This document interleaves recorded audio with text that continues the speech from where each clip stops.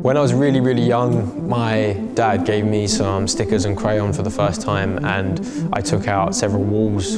I was like, oh my God, I can leave a mark on the world, this is amazing. So the art was there from the very beginning. Not long after that, I think I was about 3, and my dad used to play small games of chess with me, and the chess started to kind of come into play.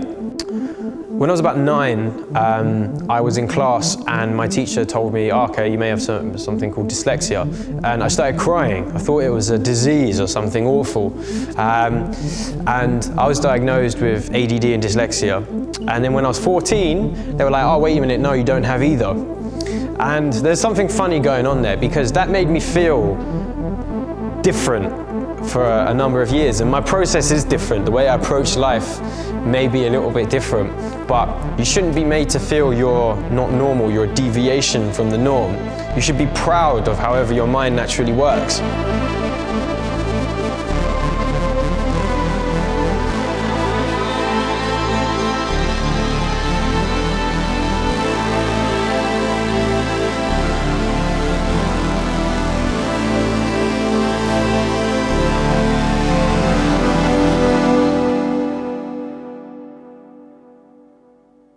They were letting kids draw in the local park, Lloyd's Park, and Harry was going there, and I could see in what he was doing there was something in his graffiti that was different from the other guys.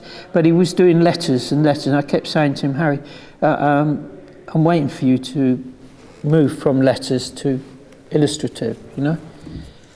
We're not really father and son, like, we're more mates. We're just two mates. When I'm with him, I feel I'm 24 years old, and I behave like that, and so on. I said, Harry, I'm so proud of you, and he said, oh, I'm only an extension of you, Dad. And I said, yeah, I know, but I can't beatbox. He said, well, I know you probably could if you wanted to. And I said to him, yeah, I can't beatbox. So he said, but you taught me 2 things. I've never forgotten it. He said to me, you taught me passion, you taught me perfection. How's that from a son to his dad? So that's that.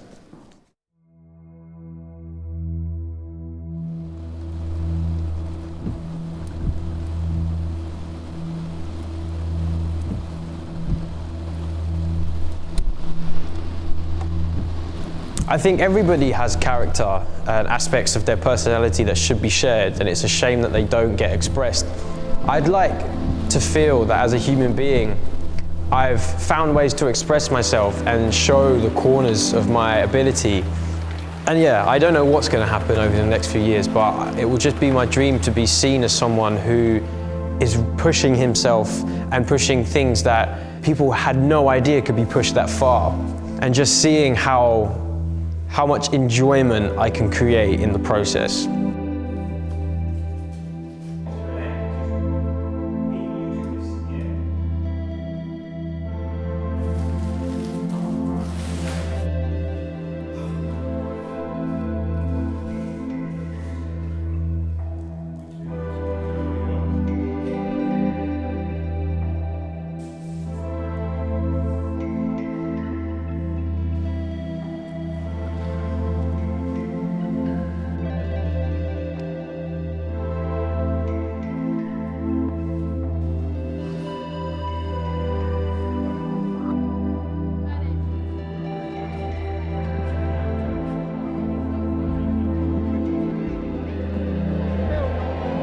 I'm basically approaching a lot of illustrators and graphic artists around the world, and they take my images and add their take to the image, whether it's print, skin, digital, and there's some collaborations I've done with Harry.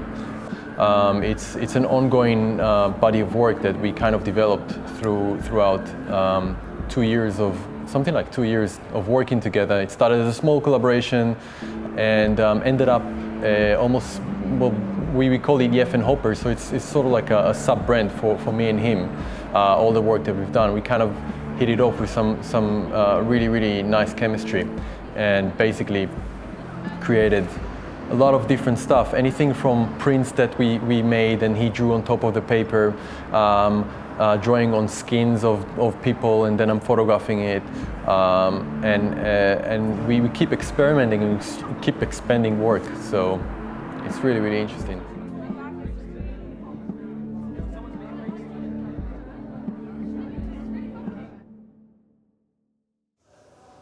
It's hard with these, man. All it takes is like,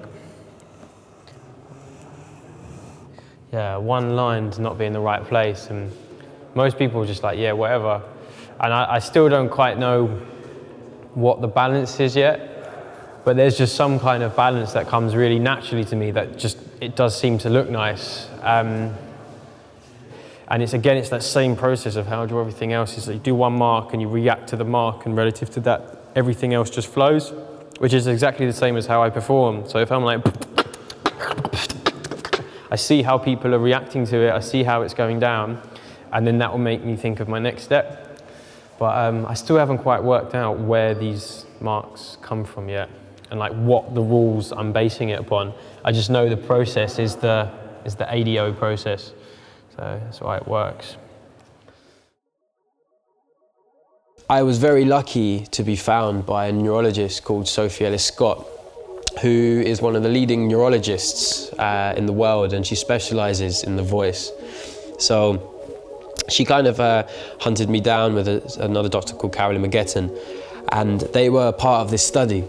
And what this study was about wasn't specifically beatboxing, but what happens in your brain when you get better at stuff. And I can't tell you how many messages I've had asking me that exact question, like, how do you get better? What is the difference in you when you improve? So to have the opportunity to someone literally look inside my brain and tell me what's happening was an amazing opportunity. If you do something enough and you're passionate about it and you physically practice it enough, your brain comes to a certain conclusion. And that conclusion is you need to do it to survive. When that happens, your brain literally rewires itself. It's over a period of time, but it allows you to achieve something called expert behavior.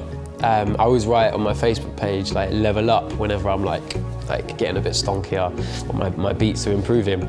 And what's happening there is that my body is allowing me to keep up and be as fluent as possible with my mental intention. That's what you're trying to achieve with your beatboxing.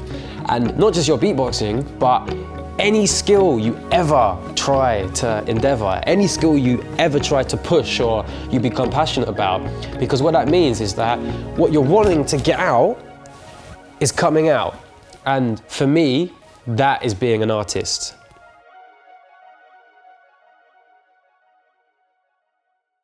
The way that we run the show, the production of his voice live, is something that we've come up with the concept ourselves. We tried for a long time to create sort of a visual element to the show, and we designed a system alongside with Zach Walker, our technician, where you can actually visualize what's happening live. So what you see and what you hear are essentially the exact same thing. There's no digital interpretation. The reason the visuals and the audio tie in so well to each other is because what Reeps does is organically creates electronic music. So he uses his mouth to create electronic style music. And what the visuals does is organically creates electronic style visuals. So they work really well side by side. He came to me at some point and he said to me, I've got this idea of putting like a piece of glass over a speaker and seeing like how sound moves across it or something, this thing called cymatics. So we tried it out and it didn't work at all. And then we decided, well, let's leave out the glass and the saran wrap and let's just put the substances into the speaker.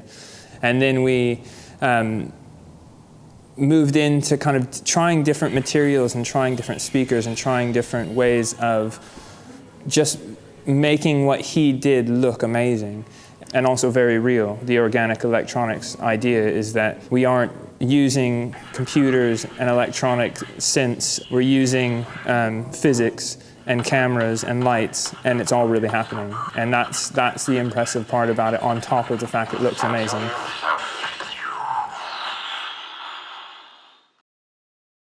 So there's this thing I came up with called sound levels, and it's just a really clear way of showing how you can add simple sounds together to make more complex ones. But more importantly, you have these things called level 1 sounds. And level 1 sounds are sounds that can't be divided. So like, can't be divided, can't be divided. So you have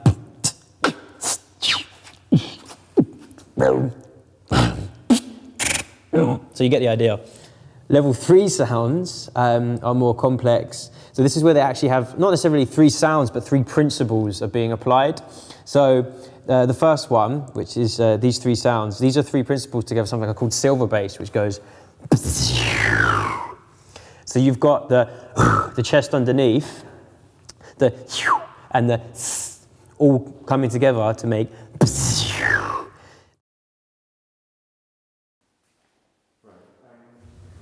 I am drawn to black and white. There's just something about it that is so clinical and direct, and you can't hide behind color.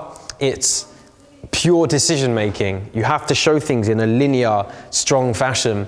And maybe you can see connections between linear drawing and the pattern work you find in beatboxing, so and the pattern work in chess, building and putting things. It's less washy, it's more like defined angles and defined concepts. So there's definitely something in there. Some people are more tonal and poetic with their ideas, where others like to build upon concepts using simple components to create really vast and complex things.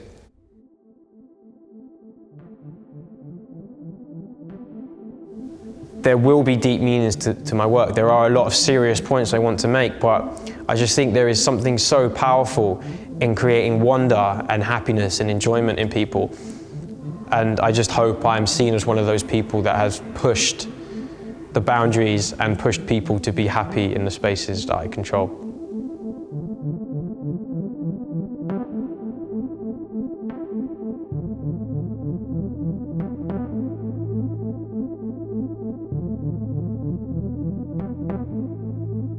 The term ADD, attention deficit disorder, it's that phrase, disorder, that I have a frustration with.